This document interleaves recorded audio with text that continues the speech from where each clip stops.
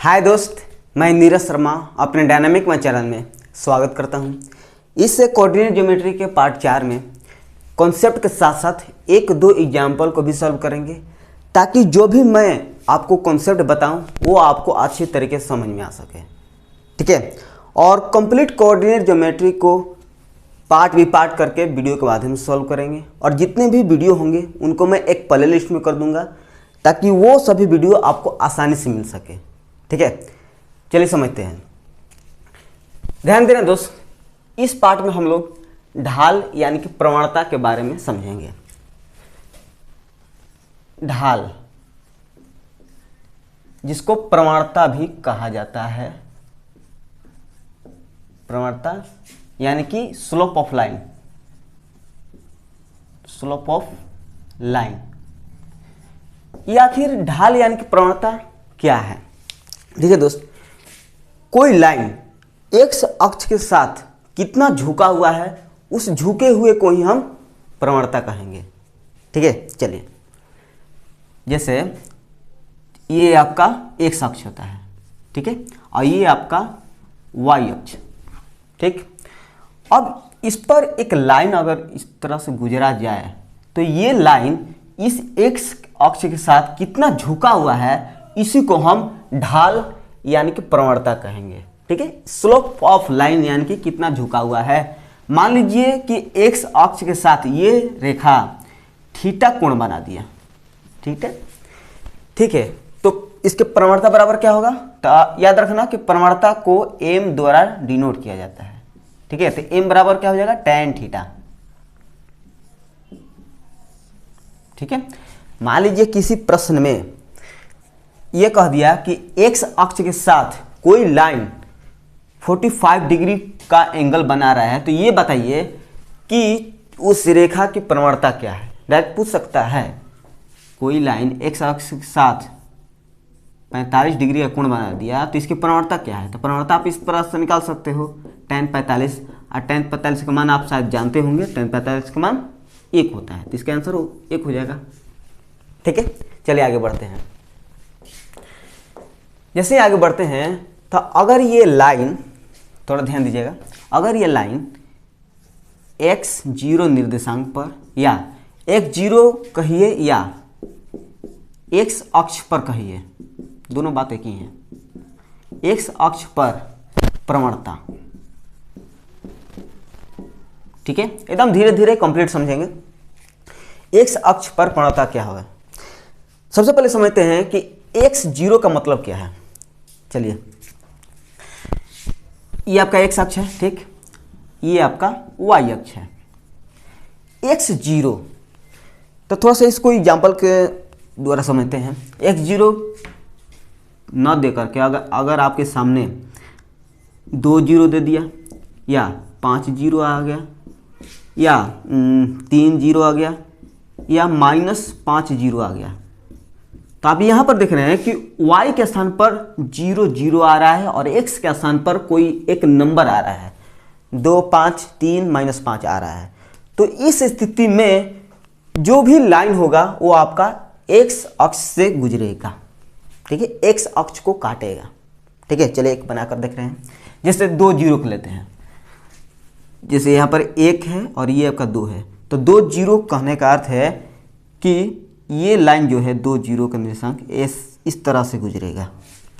ठीक है, अब यहाँ पर 5 जीरो है, तो 1 2 3 4 5, तो ये 5 जीरो है, यहाँ पर 5 जीरो, यानी कि ये जो लाइन है ना इस तरह से गुजरेगा।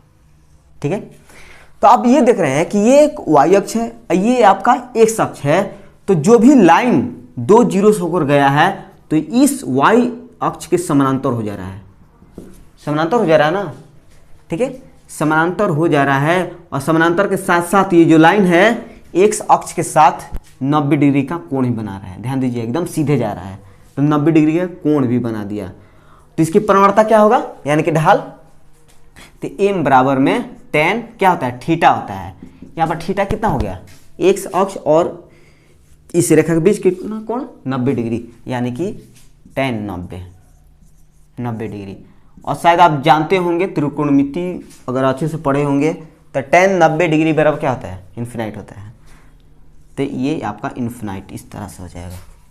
ठीक है, जब भी आपके सामने x0 यानी कि 2 0 5 0 3 0 या -5 0 इस तरह से निर्देशांक दे दे और आपसे पूछे कि इसकी प्रवणता क्या होगा, तो इन्फिनाइट होगा। ठीक है, और या इसमें थोड़ा सा और सुधार दें, या y अक्ष के समानांतर कह दें, y अक्ष के समानांतर, यहाँ पर देख रहे हैं ना कि जो 2 0 है वो y अक्ष के समानांतर भी हो जा रहा है, यानी कि y अक्ष के समानांतर भी उसकी ढाल यानी कि प्रवणता इन्फिनाइट ही होगी। क्लियर है? क्लियर है, तो चलिए आगे बढ़ते हैं इस पर। आगे ये हो गया x अक्ष पर। अब आते हैं y अक्ष पर, यानी कि 0 y निर्देशांक या 0 y कह दीजिए, या y अक्ष का निर्देशांक, y अक्ष पर निर्देशांक, सॉरी निर्देशांक नहीं, ढाल ना, ढाल या प्रवणता कह दीजिए। ढाल कैसे निकालिएगा? सबसे पहले ये समझते हैं कि 0 y निर्देशांक का मतलब होता क्या है। इसका मतलब जैसे मान लीजिए आपके सामने 0 3 दे दिया, ठीक है, तो ये आपका y अक्ष पर एक लाइन काटेगा। ठीक है, और मान लीजिए कि 0 -2 दे दिया, 0 -2, तो y के स्थान पर -2 है और x के स्थान पर 0 है, यानी कि y अक्ष को पूरी तरह से काट देगा। ठीक है, चलिए दो ही को समझते हैं। ये आपका y अक्ष है, ये आपका x अक्ष है, इस तरह से x अक्ष y अक्ष। ठीक है, तो 0 3 है, ये आप जानते हैं कि ये आपका 0 0 ओरिजिन यानी कि मूल बिंदु होता है, और 3 क्या y 3 ना, और y आपका ये वाला है, 1 2 3, ये आपका 0 3 हो जाएगा। ठीक है, तो यहाँ से एक लाइन गुजरेगा जो कि 0 3 से गुजरेगा। ठीक है ना, तो ये वाला आपका 0 3 से होकर एक लाइन जाएगा, और ये लाइन आप देख रहे हैं कि x अक्ष के समानांतर हो जा रहा है ना। चलो अब इसको समझते हैं। 0 -2 है, तो 0 ये है और -2 आपका ये वाला, -1 -2, तो -2 ये, तो यहाँ से एक लाइन हो जाएगा 0 -2, यहाँ से एक लाइन चल जाएगा इस तरह से। आप ये भी देख रहे हैं कि ये भी लाइन x अक्ष के समानांतर हो जा रहा है। अब मुझे ये बताइए कि x अक्ष के साथ में ये जो लाइन जा रहा है कितने डिग्री का एंगल यानी कि कोण बना रहा है? ये तो कुछ भी कोण नहीं बना रहा है। ठीक है ना, अगर इसके साथ अगर थोड़ा सा कटेगा तब ना कुछ एंगल बना पाएगा, लेकिन एकदम इसके सीधे जा रहा है, तो मतलब कि इसका एंगल कितना हो जा रहा है? 0, कुछ भी नहीं एंगल है, यानी कि 0 है। तो 0 है यानी कि प्रवणता बराबर में हो जाएगा tan थीटा, और एंगल कितना बन रहा है? tan 0 का मान कितना? 0 ही होता है। ठीक है, समझ गए? तो मुझे उम्मीद है कि यहाँ पर कोई आपको डाउट होगा नहीं। ठीक है, चलिए नेक्स्ट कॉन्सेप्ट को समझते हैं। सबसे पहले इसको मिटा लेते हैं। ध्यान देना दोस्त, जब रेखा यानी कि लाइन ax + by + c बराबर 0 हो, तब प्रवणता यानी कि ढाल क्या होगा इसका? तो एक बात हमेशा याद रखना कि एक लाइन का इक्वेशन यानी कि समीकरण यही होता है। ठीक है, अगर प्रश्न में आपके सामने ऐसा कोई समीकरण देखने को मिल जाए तो आपको समझना पड़ेगा कि ये जो समीकरण है एक लाइन का समीकरण है। ठीक है, अगर प्रश्न में लाइन न कह करके केवल ऐसा कोई इक्वेशन दे दिया तो आपको समझना पड़ेगा कि वह एक लाइन ही है। क्लियर है? चलिए, तो जब भी प्रश्न में ऐसा कोई इक्वेशन दे दिया जाए तो इसकी जो प्रवणता होगा -a/b हो जाएगा। ठीक है, याद रखना कि x के साथ में जो भी नंबर से गुना हुआ है, जिस कांस्टेंट के साथ गुना हुआ है उसको माइनस में कर देना है, माइनस ए और बटा में वाई के साथ जिस कांस्टेंट के साथ गुना हुआ है उसको आप ले लेना है बी। ठीक है, चलिए थोड़ा सा इसको और अच्छे समझने के लिए अपनी तरफ से एग्जाम्पल भी दे दूँ। मान लीजिए प्रश्न आपके सामने इस तरह से आ गया कि 2x माइनस 3y प्लस 6 बराबर में 0 है, तो इसकी प्रवणता क्या होगा, यानी कि x अक्ष के साथ ये जो लाइन है कितना झुका हुआ है। ठीक है, तो प्रवणता इस प्रकार से आप निकाल सकते हैं। क्या होता है, माइनस ए, तो माइनस x के साथ ये वाला 2 माइनस ए बटा में b, तो y के साथ में क्या है, यहाँ पर प्लस था तो केवल b हो गया, यहाँ पर -3 है तो -3 ही हो जाएगा, 2 खत्म हो जाएगा, यानी कि 2/3, यानी कि इस लाइन का जो प्रवणता है 2/3 हो जाएगा। ठीक है, या थोड़ा सा डिफिकल्ट बनाने के लिए क्या करेगा कि यहाँ पर -2x प्लस मान लीजिए कि यहाँ पर 15y प्लस 20 बराबर में 0 दे दिया।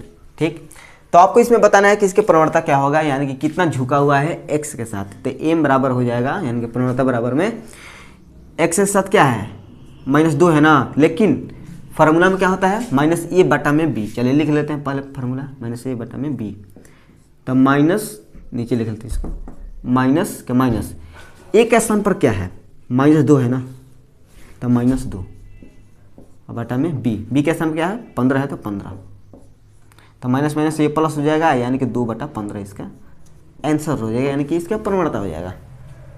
क्लियर है, क्लियर है। तो चलिए इस पर एक एग्जाम्पल भी है, उस एग्जाम्पल को सबसे पहले हम समझ लेते हैं।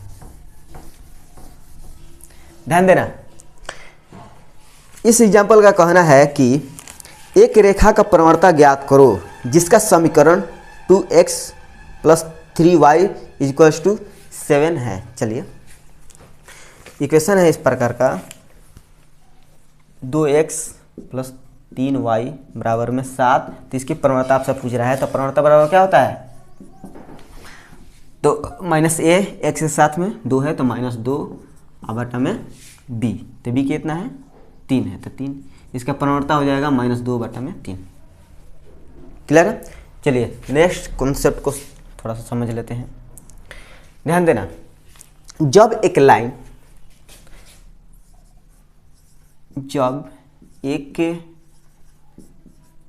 रेखा, यानी कि इसको लाइन अच्छे से लिख लेते हैं, जब एक लाइन दो बिंदु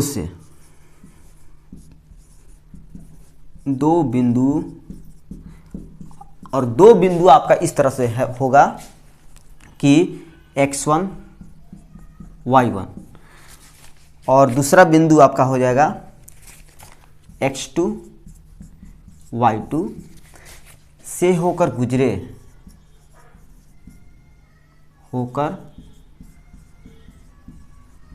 गुजरे तो ढाल यानी कि प्रवणता क्या होगा इसका। ठीक है, ध्यान समझना, जब एक रेखा दो बिंदुओं x1 y1 x2 y2 से होकर गुजरे तो उसकी ढाल यानी कि वह रेखा x अक्ष के साथ में कितना झुका हुआ है। ठीक है, चलिए इसको थोड़ा सा अच्छे तरह से समझ लेते हैं। चलिए यहाँ पर समझते हैं, ध्यान देना, ये आपका y अक्ष है, ये आपका x अक्ष है। ठीक है, अगर कोई लाइन, मान लीजिए आपका लाइन इस तरह से गुजर रहा है, यहाँ से ऐसे जा रहा है, ठीक है, L1 है, ये लाइन आपका ये दो बिंदु से होकर गुजरा है। ठीक है, इस बिंदु को मान लेते हैं A है, ये बिंदु B है, इस बिंदु को जो निर्देशांक दे देगा x1 y1 और इस B बिंदु का दे देगा x2 y2। एक बात हमेशा याद रखना, जो पहले बिंदु होगा वो आपका x1 y1 होगा और जो बाद में बिंदु होगा वो आपका x2 y2 होगा। ठीक है, क्योंकि यहीं पर बहुत सारा गलती होने का चांस होता है, तो इस बातों को ध्यान देना। तो जब एक लाइन दो बिंदु से होकर गुजरे तो उसकी ढाल क्या होगा, तो एक फार्मूला याद रखना कि प्रवणता m बराबर में y2 माइनस y1, ठीक, y2 माइनस y1 बटा में x2 माइनस x1, में x2 माइनस x1। इसकी मदद से आप एक प्रवणता निकाल सकते हैं, ठीक है। इस पर आधारित बहुत सारे प्रश्न पूछे भी जाते हैं। उम्मीद है कि यहाँ पर समझ गए होंगे इस कॉन्सेप्ट को। चलिए और अच्छे से समझने के लिए इस पर कुछ एग्जाम्पल है, उस एग्जाम्पल को सबसे पहले समझ लेते हैं। ध्यान देना, इस प्रश्न का कहना है कि यदि एक रेखा बिंदुओं -4, 5 तथा 4, 7 से गुजर रहा है तो उस रेखा की ढाल कितना है। बहुत ही आसान है, बस इस पर बैठा देना है। चलिए, बिंदु दे दिया है आपका -4, 5, ठीक है, और दूसरा बिंदु दे दिया है 4, 7, तो इसकी ढाल पूछ रहा है। चलिए, मैं आपसे पहले ही बता चुका हूं कि x1 और y1, जो बिंदु पहले दिखेगा उसको आप x1, y1 मानना है, और जो बिंदु बाद में आपको नजर आए उसको आपको x2, y2 मानना है, ठीक है। तो ये आपका y2 होगा, ये आपका y1 होगा, यानी कि 7 माइनस 5, ठीक है, divide by x2 minus x1, तो 4, माइनस माइनस ये प्लस हो जाएगा तो 4, 7 में से 5 घटेगा तो 2 बटा में 8, यानी कि ये खत्म हो जाएगा तो 1 बटा में 4, यानी कि इसकी प्रवणता 1 बटा 4 हो जाएगा। क्लियर है? तो चलिए नेक्स्ट कॉन्सेप्ट को समझते हैं। सबसे पहले इसको मिटा लेते हैं। चलिए दोस्त, इस कॉन्सेप्ट को थोड़ा और अच्छे से ध्यान दीजिएगा, क्योंकि इस कॉन्सेप्ट पर जितने भी प्रश्न पूछे जाते हैं वो थोड़ा सा डिफिकल्ट हो जाते हैं, तो थोड़ा सा ध्यान देना। इस कॉन्सेप्ट का कहना है कि जब एक रेखा यानी कि लाइन बोल दीजिए, जब एक रेखा एक बिंदु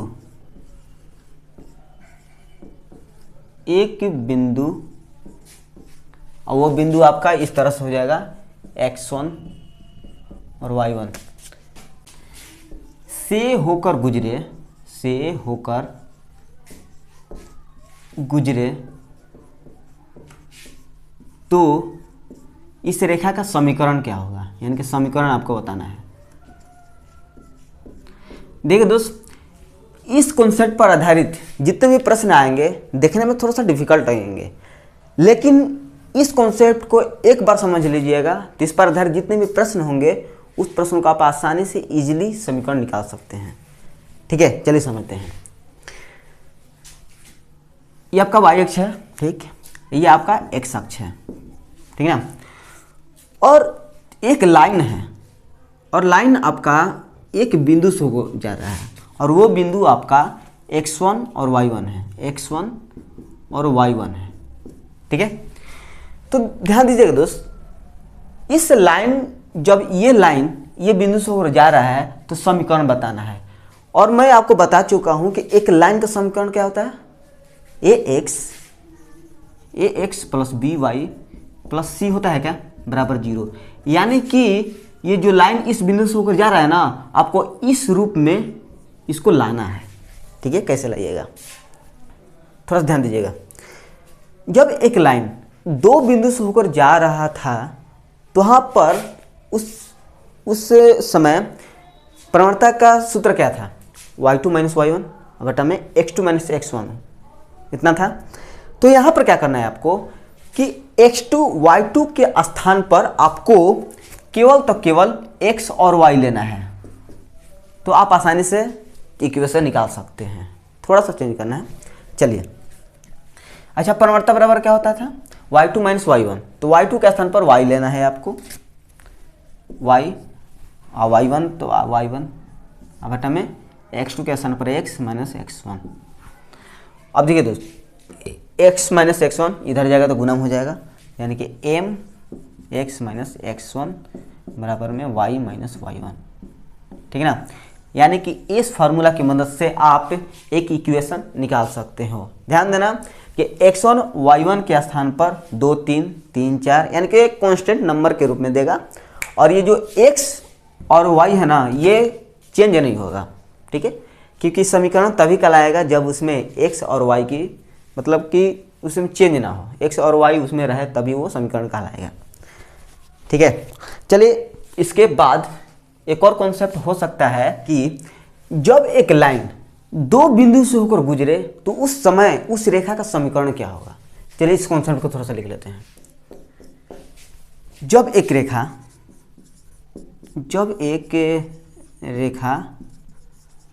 यानी कि लाइन, जब एक रेखा दो बिंदु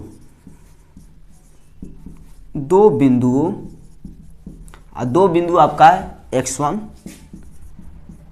y1 और x2 y2 से होकर गुजरे, तब रेखा का समीकरण क्या बताना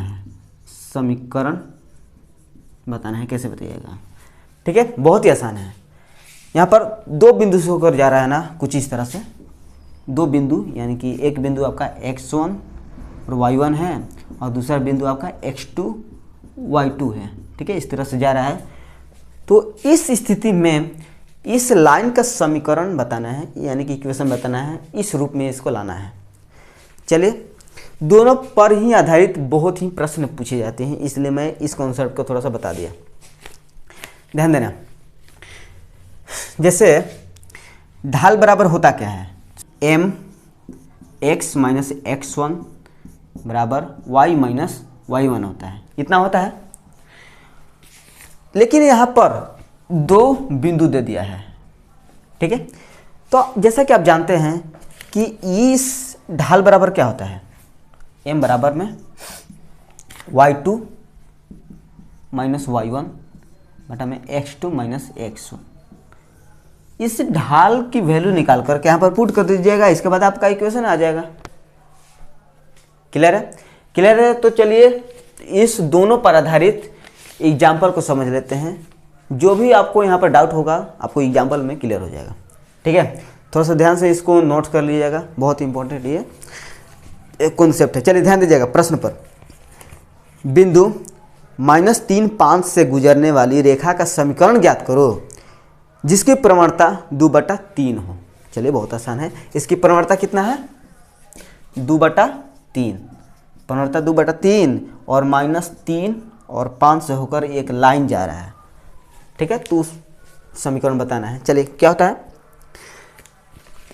m into x minus x1 बराबर y माइनस y1। ठीक है, तो m बराबर क्या दिया है, 2/3, तो 2/3 देते हैं और x माइनस x1, तो x माइनस x1, x1 कौन होगा, ये आपका x1 होगा और ये आपका y1 होगा। ध्यान देना, तो ये आपका x1 -3, तो माइनस माइनस ये +3 पहले ही कर दे रहा हूँ, बराबर y माइनस y1, तो y माइनस y1 कौन होगा, ये वाला 5। चलिए ये इधर चल जाएगा तो ये आपका 2x प्लस 6, ये इधर जाएगा तो गुना हो जाएगा, यानी कि 3y माइनस 15। ठीक है, अब x और y की एक ही तरफ ला दीजिए, तब ना आपको x plus B Y plus C के रूप में आ पाएगा। चलिए 2x प्लस 3y है, इधर जाएगा तो -3y, तो -3y माइनस 15 है, इधर आएगा तो प्लस में हो जाएगा, यानी कि 6 + 15 21, अब प्लस में 21 बराबर में 0। ये एक लाइन का समीकरण आ गया और प्रश्न में आपको इसी रूप में पूछेगा और इसके जैसा ही प्रश्न पूछेगा। ठीक ना, क्लियर है? क्लियर है। तो चलिए एक और एग्जांपल को समझ लेते हैं। चलिए ध्यान देना, बिंदु -1 7 और 2 -5 से गुजरने वाली रेखा का समीकरण ज्ञात करो। चलिए आपकी बार दो बिंदु पर आधारित प्रश्न यानी कि एग्जांपल दे दिया है। पहला बिंदु दे दिया है -1 7 और दूसरा बिंदु दे दिया है आपका 2 -5। ठीक है, और इसमें ढाल यानी कि प्रवणता कुछ दिया नहीं है, केवल दो बिंदु देकर ही आपसे एक लाइन का समीकरण पूछ दिया है, क्या होगा। चलिए बहुत अच्छी है। होता क्या है कि m into x minus x1 बराबर y माइनस y1 होता है ना। तो m तो आपको निकालना पड़ेगा, तो m कैसे निकल जाएगा, y2 माइनस y1 यानी कि -5 -7 बटा में x2 माइनस x1 यानी कि 2 माइनस 1, तो माइनस माइनस प्लस हो जाएगा यानी कि 2 + 1, 7 5 12 यानी कि -12 बटा में 2 1 3, खत्म हो जाएगा -4, यानी कि प्रवणता कितना आया, -4 आया। यानी कि इसके स्थान पर रख दीजिए, निकल जाएगा। m का स्थान पर -4 रखिएगा, -4 x माइनस x1। यहाँ पर थोड़ा सा डिफ़िकल्ट हो सकता है अगर नहीं देखेंगे तो। x1 लेना है तो x1 आप इसको लीजिएगा कि इसको लीजिएगा, तो पहले कौन आया है, ये ना, तो ये आपका x1 होगा, ठीक है ना। तो -1, तो माइनस माइनस प्लस 1 हो जाएगा, बराबर में y minus y1 minus y1, तो ये आपका y1 है, ये आपका y2 है, तो y1 लेना है ना 7। तो बस इसको हेरा फेरी कर करके समीकरण के रूप में आ जाएगा। चलिए कर देते हैं। चलिए -4x -4 बराबर y -7, ठीक है। थोड़ा सा इसको इधर लिख देते हैं, शायद आपको दिखने को नहीं मिले। तो ये -4x है, इधर जाएगा तो +4x, यानी कि 4x + y, ये -4 है, इधर जाएगा तो +4, यानी कि -7 + 4 कितना हो जाएगा, तो -3 बराबर में 0।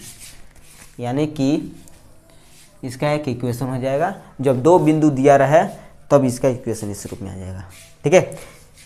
इसका आंसर ये वाला है और इसका आंसर ये वाला है, मिला लीजिएगा, ठीक ना। चलिए नेक्स्ट कॉन्सेप्ट को समझते हैं। सबसे पहले इसको मिटा लेते हैं अच्छे तरीके से।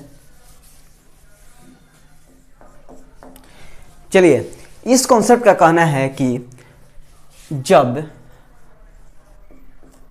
दो रेखाएं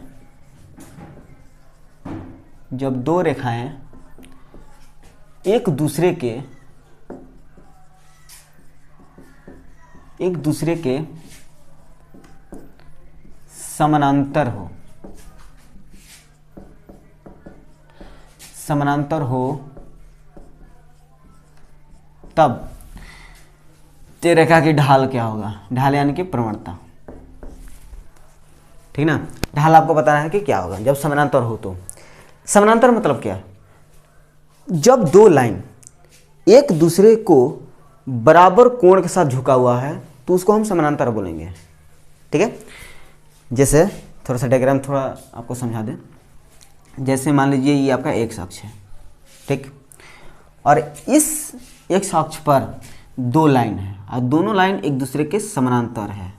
थोड़ा सा टेढ़मेढ़ हो गया, एकदम सीधा लाइन है, दो लाइन है और दोनों लाइन एक दूसरे एकदम समानांतर है। अच्छा, समानांतर कब कहा जाएगा, जब दोनों का जो एंगल है वो आपका समान कोण के साथ झुका हुआ है। अगर मान लीजिए यह 45 डिग्री है तो इसको भी आपको 45 डिग्री ही होना चाहिए, ठीक है ना। मान लीजिए ये आपका 60 डिग्री है तो इसको भी आपको 60 डिग्री होना चाहिए। तो इसको हम कह पाएंगे कि ये एक समानांतर है। इतना ही नहीं, 3 4 10 15 20 बहुत सारे रेखाएं समानांतर हो सकती हैं, लेकिन उनकी जो एंगल होना चाहिए बराबर एंगल होना से झुका होना चाहिए, ठीक है ना। तो ये दोनों के दोनों समानांतर हैं क्योंकि ये बराबर कोण के साथ झुका हुआ है, ठीक है। जब ये बराबर कोण के साथ झुका हुआ है तो इसको मान लेते हैं थीटा, ठीक ना, क्योंकि हमें फॉर्मूला बनाना है। थीटा, ये भी थीटा, ये भी थीटा। समानांतर है तो ये आपका L1 है, ये आपका L2। तो इसका प्रवणता क्या होगा, M1 बराबर में थीटा है ना, तो इसका लिए tan थीटा, और L2 के लिए प्रवणता M2 हो जाएगा। तो M2 बराबर क्या होगा, तो थीटा है तो ये इसका भी थीटा होगा। तो आप देख रहे हैं कि इसका राइट साइड और इसका राइट साइड बराबर हो जा रहा है। तो बराबर हो जा रहा है यानी कि दोनों की प्रवणता बराबर हो जा रहा है, यानी कि M1 बराबर में M2 हो जाएगा, ठीक है।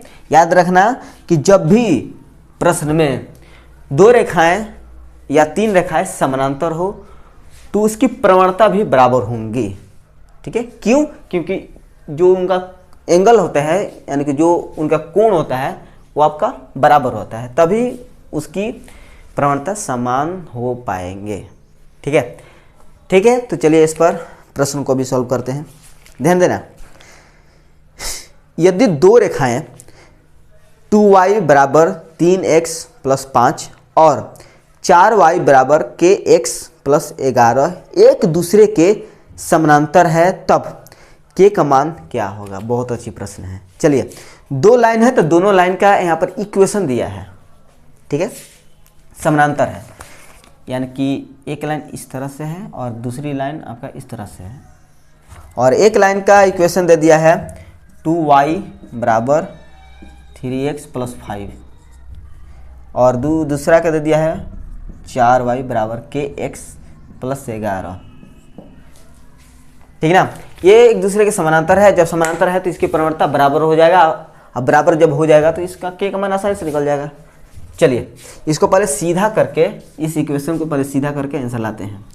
हालांकि आपको एग्जाम में ऐसा डायग्राम बनाना नहीं है, आपको मैं अच्छे तरीके से समझाने के लिए एक डायग्राम बना दिया है, और इस वीडियो के बाद यानी कि पार्ट 5 में इस पर आधारित जितने भी प्रश्न हो सकते हैं उन सभी प्रश्न को सॉल्व करेंगे, और आप भी सॉल्व करने का प्रयास करना उस वीडियो में, ठीक है, यानी कि इसके आगे वाले वीडियो में।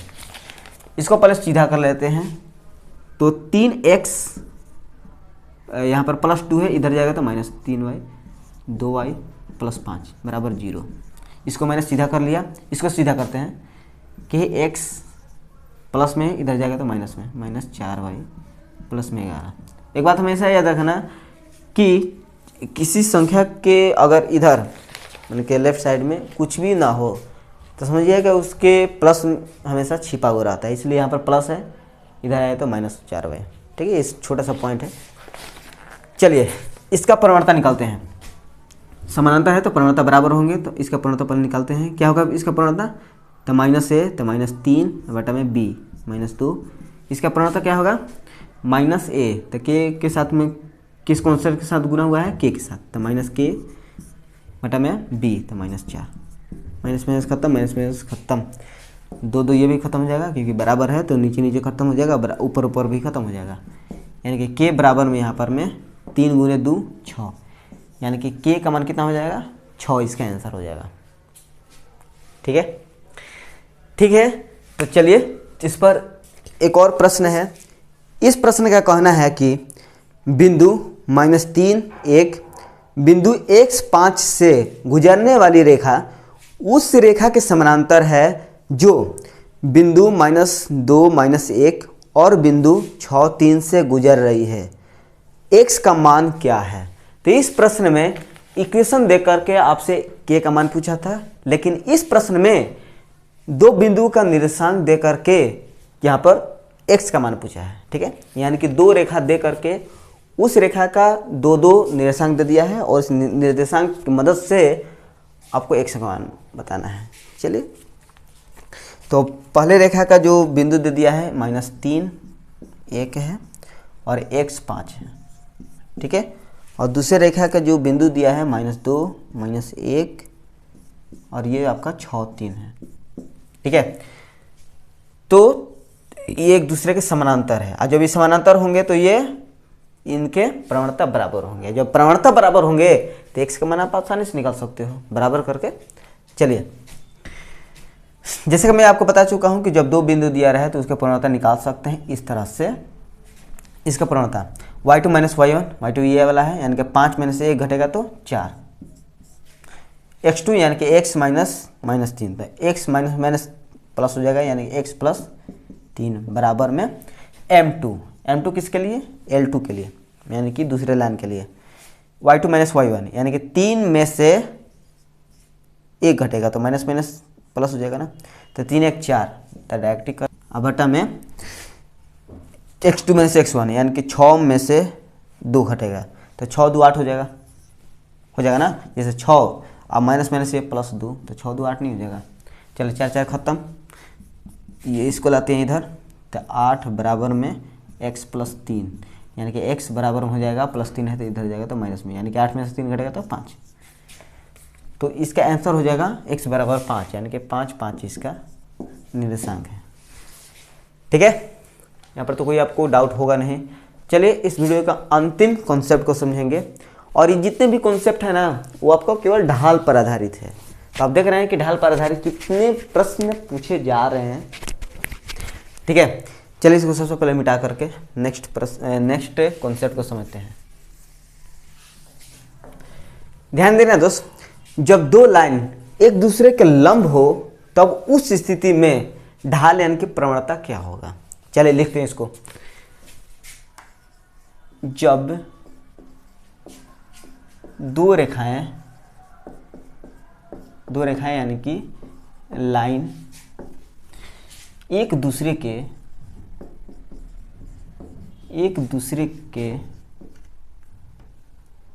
के लंब हो तो प्रवणता बता देना है। प्रवणता बोल सकते हैं या तो आप ढाल बोल सकते हैं। चलिए, ये आपका y अक्ष है, ये आपका x अक्ष है। ठीक है, और इसमें दो लाइन इस तरह से गुजर रहा है। एक लाइन L1 है और ये दूसरा लाइन इस तरह से गुजरे हैं। मान लीजिए यहाँ से ऐसे गुजरा और ये लाइन इस तरह से गुजरा कि L2 L1 को 90 डिग्री साथ क्रॉस किया यानी कि काट दिया। तो इस स्थिति में इनकी ढाल क्या होगा वो बताना है। चलिए ध्यान देना, जब भी दो लाइन एक दूसरे को 90 डिग्री पर क्रॉस करे यानी कि काट दे तो वहाँ पर दोनों का प्रवणता का गुणनफल बराबर -1 होगा। हमेशा याद रखना।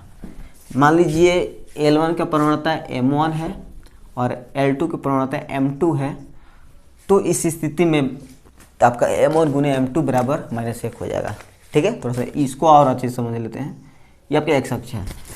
अगर इसको आगे बढ़ाते हैं तो ये जो L1 है x अक्ष के साथ मान लीजिए ये कोई कोण बना दिया होगा थीटा, और ये भी x के साथ में कोई मान लीजिए कोई अल्फा बनाया है, तो इनके एंगल अलग अलग है। और मेन बात ये कि ये जो L1 L2 है एक दूसरे के 90 डिग्री मिले होंगे, तो इस स्थिति में दोनों का प्रवणता बराबर -1 हो जाएगा, गुना होकर के -1 हो जाएगा। ठीक है, चलिए नहीं समझ में आ रहा होगा, चलिए इस पर प्रश्न को भी सॉल्व कर लेते हैं। ध्यान देना, इस प्रश्न का कहना है कि -2, 5 और 6 B से गुजरने वाली रेखा 20x + 5y = 3 रेखा पर अभिलंब है, B को ज्ञात करें। बहुत अच्छी प्रश्न है। चलिए इसको थोड़ा सा डायग्राम द्वारा समझ लेते हैं। एक बिंदु है -2, 5। ठीक है, दूसरा बिंदु है आपका 6B। ठीक है, तो ये एक लाइन है, एक लाइन इस दोनों बिंदु से होकर गुजर रहा है और कहाँ जा रहा है, और इसके सामने एक लाइन है। ठीक है, और इस लाइन का समीकरण दे दिया है 20x + 5y = 3, और ये इस पर अभिलंबवत है यानी कि 90 डिग्री बना दिया है। तो 90 डिग्री बना दिया तो दोनों का प्रवणता का गुणनफल -1 हो जाएगा। तो इस स्थिति से आपका B का मान आ जाएगा। ठीक है, तो चलिए इसका प्रवणता निकालते हैं। क्या होता है y2 - y1 यानी कि B y2 है -y1 5 है 5 बटा में x2 - x1 यानी कि 6 -+2 यानी कि 6 2 8 हो जाएगा। अब देखिए दोस्त, इसका प्रवणता M1 ये हो गया। इसके अनुसार इसका प्रवणता निकालते हैं। इसका प्रवणता क्या होगा, अगर इक्वेशन दिया है तो -a बटा में b 5 5 4 20 यानी कि इसका प्रवणता -4 हो गया। M2 इसका प्रवणता -4 हो गया। लेकिन एक दूसरे के 90 डिग्री बना रहा है, तो 90 डिग्री बना रहा है तो M1 गुने M2 कितना है -4 बराबर क्या होगा -1। चलिए माइनस ये ख़त्म हो जाएगा। ये इसको मैं कटा दे रहा हूँ, 4 दूनी 8 यानी कि B -5 बराबर में 2 यानी कि B बराबर हो जाएगा, माइनस में 5 है इधर में आ जाएगा तो प्लस में यानी कि 5 2 7 यानी कि B बराबर में इसका आंसर हो जाएगा 7 6 7। ठीक ना, क्लियर है। तो इस पर एक और एग्जांपल है, उसको समझते हैं। K के किस मान के लिए रेखा 4x + ky बराबर 3 और 3x प्लस 2y बराबर 7 एक दूसरे के लंबवत है। ये भी लंब है ना, तो डायरेक्ट हम इसको सॉल्व करते हैं। एक इक्वेशन दे दिया है 4x प्लस ky बराबर 3 और दूसरा इक्वेशन दे दिया है 3x प्लस 2y बराबर में 7। चलिए इसका परिवर्तन निकालते हैं। पहले क्या होता है माइनस a बटा में b, तो माइनस 4 बटा में k और इसका परिवर्तन क्या हो जाएगा माइनस a यानी कि माइनस 3 बटा में 2 गुने में माइनस 3 बटा में 2 बराबर में माइनस 1। ठीक है, ये माइनस माइनस गुना होगा तो ये प्लस हो जाएगा, तो ख़त्म कर दीजिए। 2 2 4 यानी कि यहाँ पर k आ जाएगा, तो माइनस k 3 दूनी के 6 यानी कि k बराबर में माइनस 6 इसका आंसर हो जाएगा। क्लियर है? तो मुझे उम्मीद है कि यहाँ तक कोई भी आपको डाउट नहीं होगा। और ये जितने भी प्रश्न है ना उन सभी के सभी ग्रेजुएशन लेवल के एग्जाम में पूछे जाते हैं। ठीक है, जैसे SSCGL हो गया, जितने भी ग्रेजुएशन लेवल के एग्जाम होते हैं उसमें आपको इस तरह के प्रश्न पूछे जाएंगे कोऑर्डिनेट ज्योमेट्री से रिलेटेड। क्लियर है? अगर आपको वीडियो से सीखने को मिला होगा तो लाइक कर सकते हैं, अपने दोस्तों में शेयर कर दीजिएगा ताकि उन दोस्तों को भी इस वीडियो का लाभ मिल सके। ठीक है, और आप कंप्लीट मैथमेटिक्स सरकारी जॉब के लिए अगर समझना चाहते हो तो इस चैनल को सब्सक्राइब करके बेल आइकन को ऑन कर दीजिएगा ताकि मैथ के मेरा प्रत्येक नोटिफिकेशन आपको मिल सके। ठीक है, अगर कोई भी डाउट होगा तो बेझिझक आप कमेंट में बता सकते हैं। ठीक है, तो थैंक यू सो मच इस वीडियो को देखने के लिए।